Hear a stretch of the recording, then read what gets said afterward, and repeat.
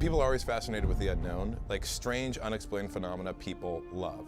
3 people went into the woods and never were seen again. You're like, well, that's been happening for 1,000 years. Like super expensive plane flown by professionals, you know, took off, was never seen again. I think it freaks us out.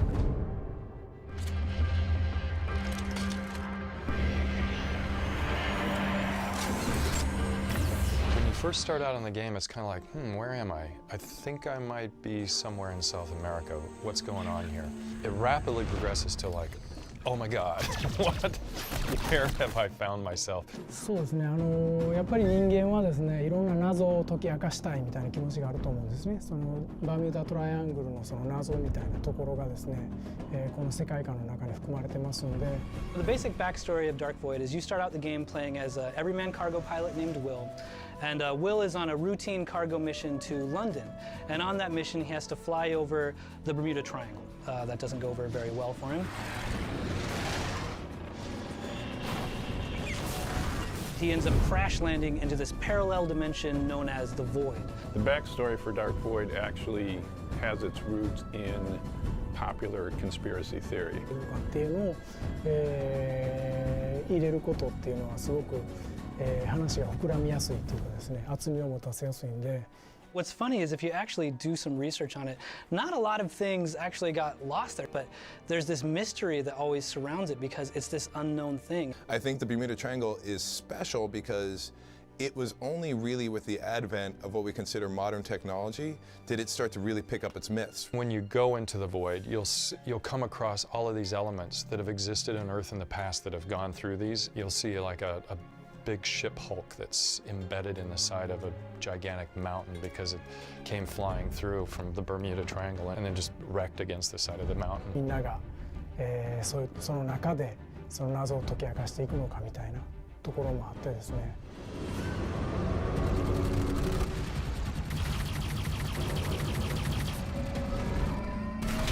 We designed the Void specifically around a couple key gameplay elements that we have. One is vertical cover.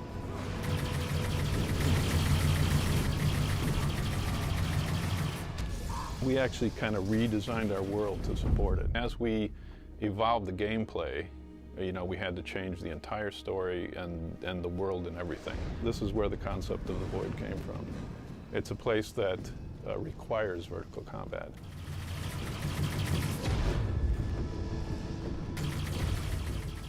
We started with the shooting and the covering and the flight, and vertical came on board. The concept of the Void in the fiction came as a means to give relevance to the gameplay, and that's how the universe really started to take off. The environments are really invented to enhance a sense of vertigo. Big, huge drop-offs, spaces that are fun to fly through. You'll notice when you're looking at the Void that there's a lot of kind of islands that are sticking up out of this weird, cloudy nothingness. And we tried to keep those spires really long, so there's a lot of vertical nature just to the environment in general. We're twisting the concept of space and up and down and everything in it to give you this sense of being in somewhere which is quite otherworldly.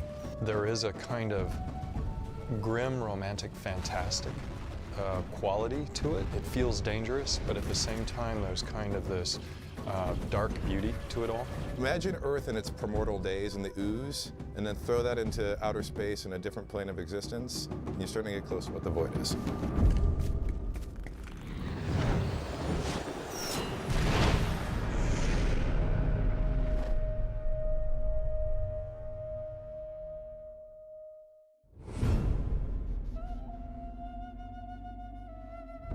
There's that old question, would you rather be invisible or would you rather fly? I think we're answering it with flight in this game.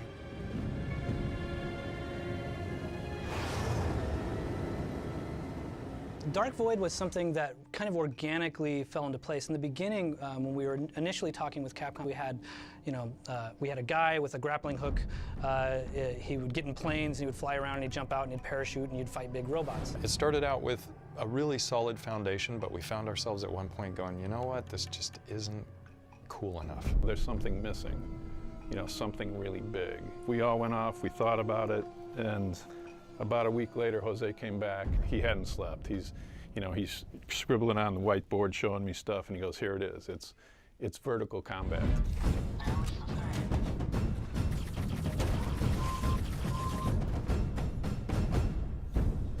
You know, on a horizontal surface, I'm in cover, and if I stand up and get off that cover, I'm standing up and I can run around it. On a vertical surface, when you're moving up and you're fighting, you can't stand up, and in fact, if you try to, you're gonna fall to your death. So no longer are you able just to hunker down completely safe while you reload and the enemies wait for you to come to them. Now you're holding on with one hand and you're scaling up vertical surfaces and you're scaling down. You feel like there's a 360-degree combat sphere because you're looking up, down, to the side, behind you, over your shoulder, scanning for targets. So suddenly you feel like you're in the center of just this chaotic mess. Vertical combat started to stretch the whole project into ways that we never anticipated. The rocket pack followed afterwards. We did redesigns of the environment from scratch to support it all. It all fell into place when we got those new ideas.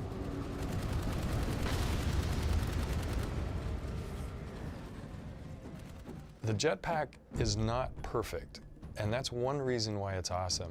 There's almost a sense of being just barely in control with this jetpack. In other words, it feels like you've just strapped a 30-pound rocket to your back, and when you hit the go button, there's that moment of chaos where your arms and legs are flailing and you take off. When I was a kid, I used to be on rope swings a lot, and that was kind of fun. There's always that moment where right after you get off the rope swing, there's that, oh, you know, you have that moment where your stomach kind of drops out. I think that's a fun feeling, and hopefully we can capture some of that in here.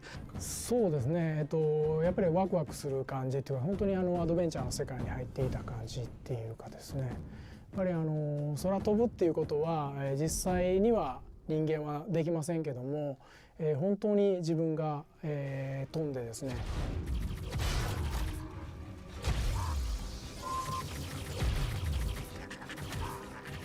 If you've played some of the previous games that a lot of people at Airtight have worked on, like Crimson Skies, you have a really good idea for what our flight mechanics are going to be like, and that's accessible, a little arcadey. When you hit that button, you take off. We want it to feel like, okay, cool, I get it, I know how to fly this thing. This is a game where we want you to just have a blast, either on foot or flying.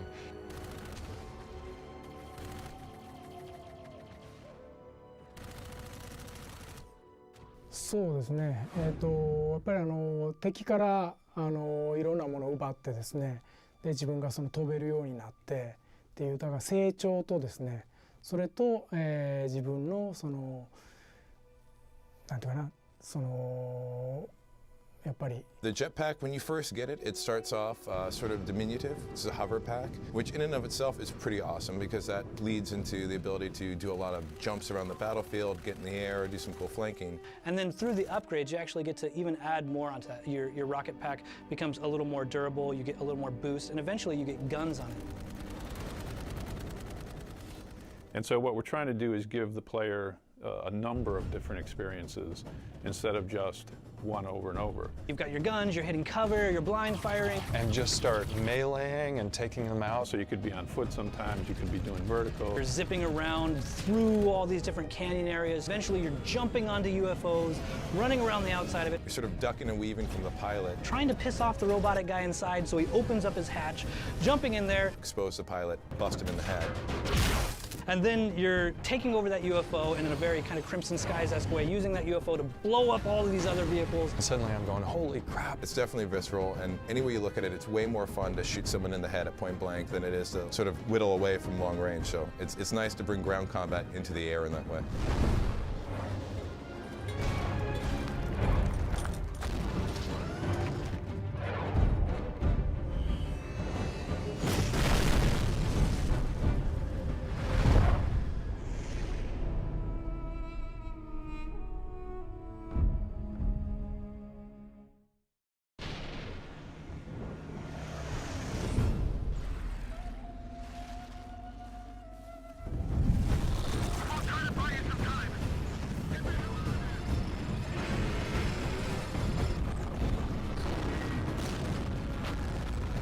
Capcom's known for a few key things, whether it's Resident Evil or it's Street Fighter. Great production values, very visceral, action-packed experiences, strong, memorable characters. If you look at all of their characters from Ryu to Mega Man, they've got this style about them. There's something about them they're iconic and they kind of pop. I think the American characters tend to be much more shallow. You know, a big guy who runs out there and shoots everything. What we want to do is, I think, more like what some of the Japanese games do. We wanted Will to be somebody who looked very capable, but not somebody who just looked like an impossible caricature. ですので、過去のですね、カプコンキャラどのキャラクターにも負けないだけの、力を持ったキャラクター。 There's a common school of wisdom that says your character needs to be a blank slate so that the player can be in the first person. One of the quotes that an Infinite Son generally says is, no, your character should be a character.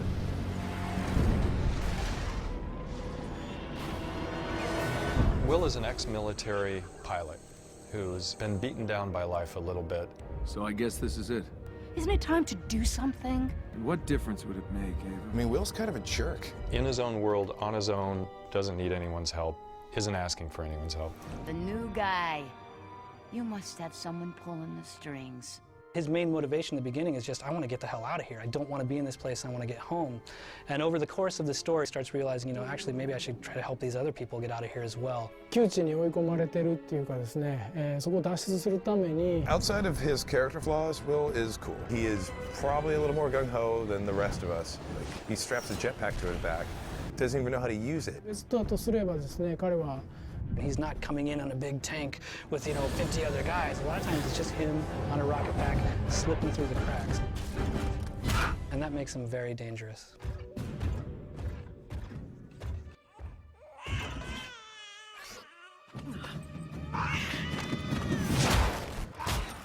Ava actually is a complicated character. She's a love interest of Will's. Back in the day, when they first met each other, they almost got married and stuff, and it didn't work out. Not the dramatic love tension of like a love that's about to happen.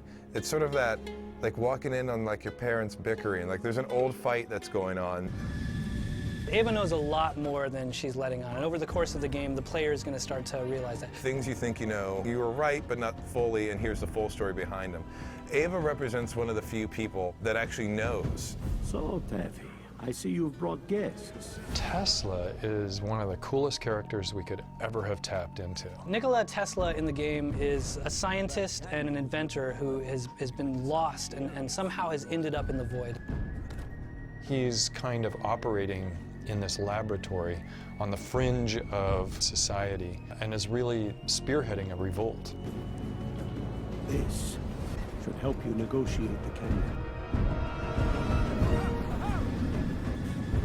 He's the person that's giving them access to all of these cool gadgets, the helmet for the hover pack and the big airship, the Ark that they're using to get across these big expanses in the void. If Will represents the sort of brawny, agile part of what they needed in a hero, Tesla is definitely the brains of the operation.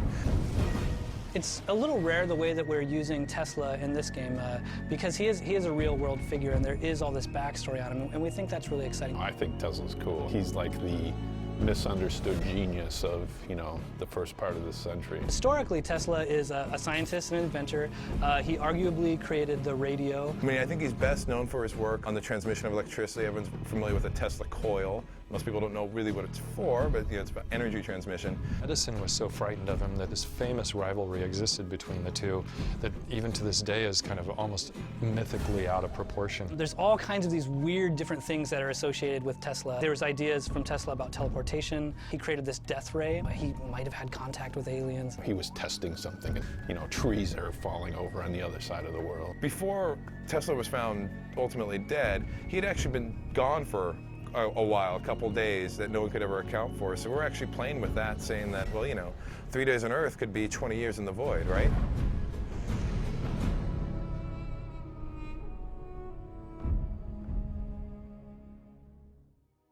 The art style and the tech and weaponry of Dark Void is pretty unique. It's got kind of this ragtag, throw it together thing with Tesla technology. We were kind of calling it Tesla punk for a little bit is what we were saying. Just picture Tesla with a mohawk and you know what our game is.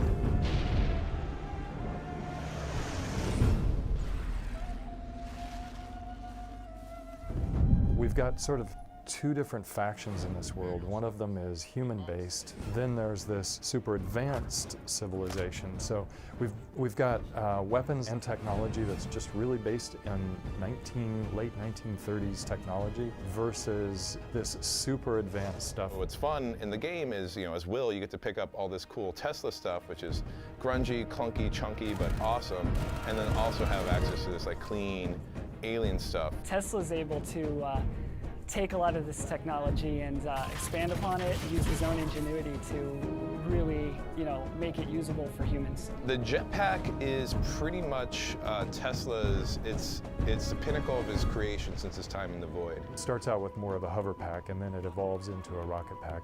And it's so experimental that the first time you use it, everybody tries to discourage you from using it. Are you crazy? You'll kill yourself. 面白さにもなってますし、なんか、メカニカルな部分であったりとか、サイエンスフィクションの部分とかですね、そういう部分がすごく面白いのかなっていうふうに、それがやっぱダークボイドの、空飛ぶ違いだと思いますね。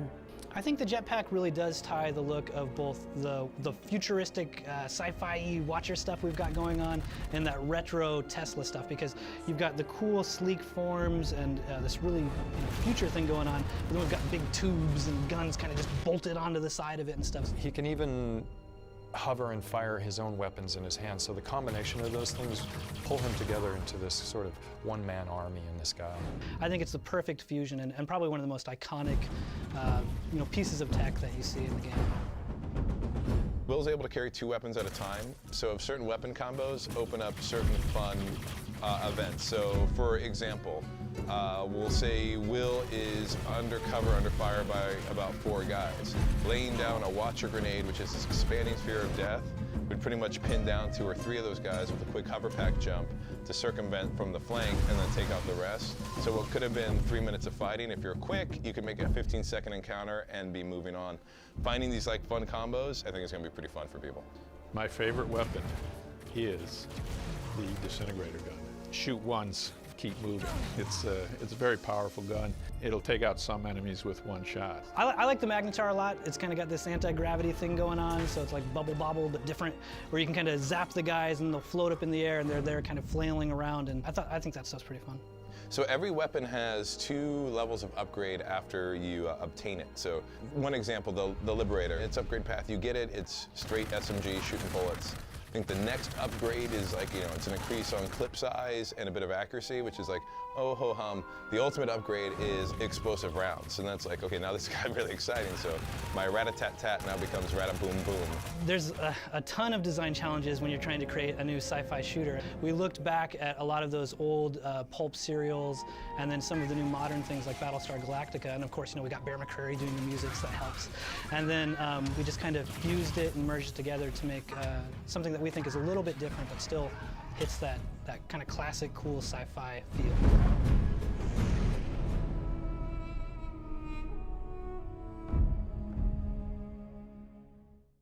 To me, enemies are a blast to design.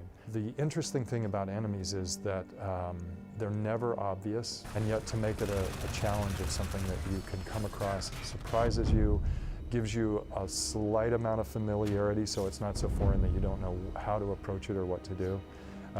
That's where the real challenges lie to me.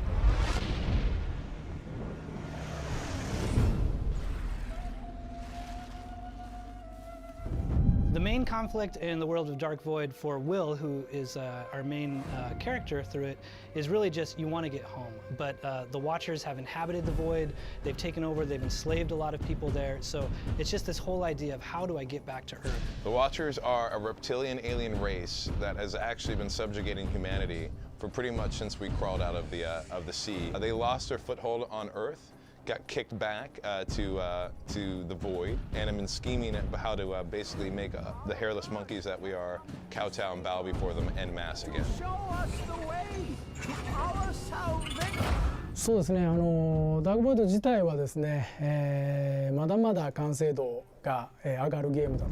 Inafune-san sat down and talked with us at an early stage about where we were working with our characters.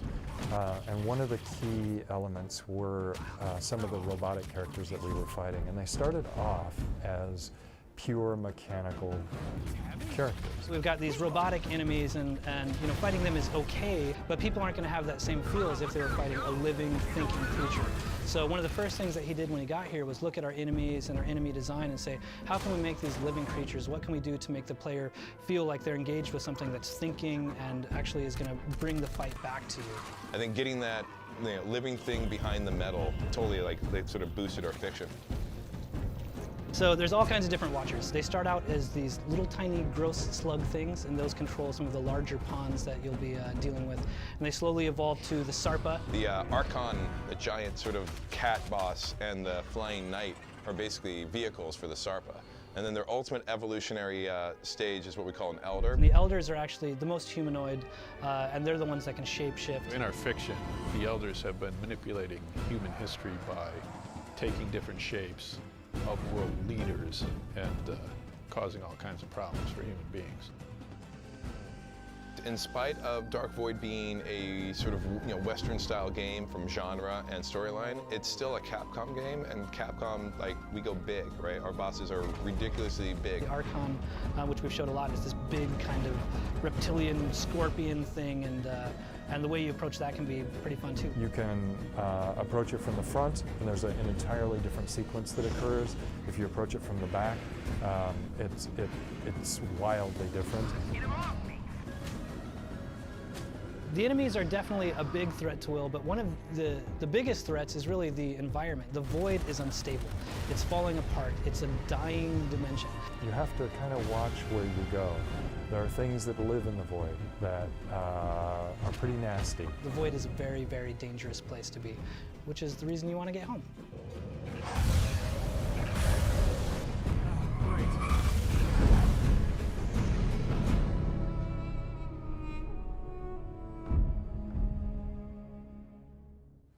未知の世界っていう部分と未知の生物っていう部分とあと人間の憧れっていう部分がですねそのミックスされて、やっぱり見たことのないものやったことのないものっていうのですねすごくそこに、みんなが知りたいものみたいなところが集約されてるっていうところをうまくその映像として、表現できてる部分もあるんでそういうところがやっぱダークボイドの美しさっていうかですね魅力になってるのかなと思いますね。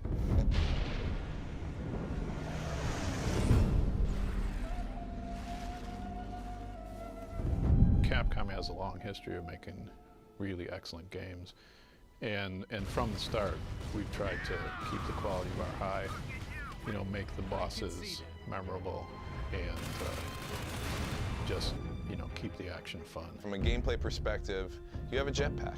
Get off the ground, rise up. There's not a lot of games out there that give you that sort of player freedom, but also kind of alludes to what happens in the plot line with the human beings trapped in the void. They rise up and revolt against the Watchers. It also is something that we feel like we're doing here at Airtight Games. This is our flagship title. We're all rising up to this challenge of how do you make a AAA game with a startup studio with new blood and old blood, and how does it all merge together? And I think we're doing a pretty good job. I would say one of the hardest things to nail down in a game is your main character.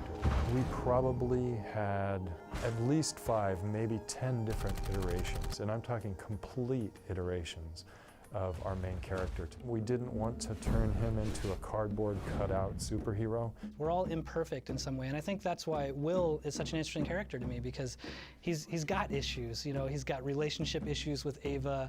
He's got some kind of ego things that he needs to deal with over the course of the game. We're all flawed, and that makes an interesting character and interesting stories. How do you deal with those flaws? How do you manage in a world that's not perfect? Nice.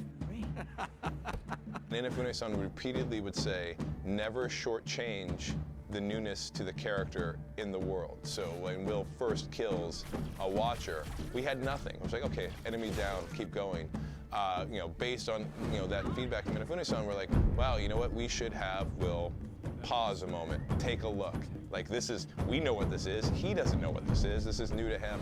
And so bringing out that, I guess you could say, the nuance of performance from the lead character was specifically a ball we would have dropped completely were it not for Inafune-san's feedback. It's one of those things where right before you're getting ready to show the public what you've really been working on, you get really tense and you get really worried, like, oh man, is this any good? You're so close to it, you can't tell if it's good or if it's garbage. And as soon as we started showing some of the videos of where we were really at and what was really going on, to watch the fan reaction and to see people say, like, I want a jetpack right now, or jetpack, I'm sold, or any of that stuff, it gets the team excited, because you realize, you know what, maybe we are doing something special here. Maybe we are making something that is gonna, stand up to the test of time, or at least we hope it is.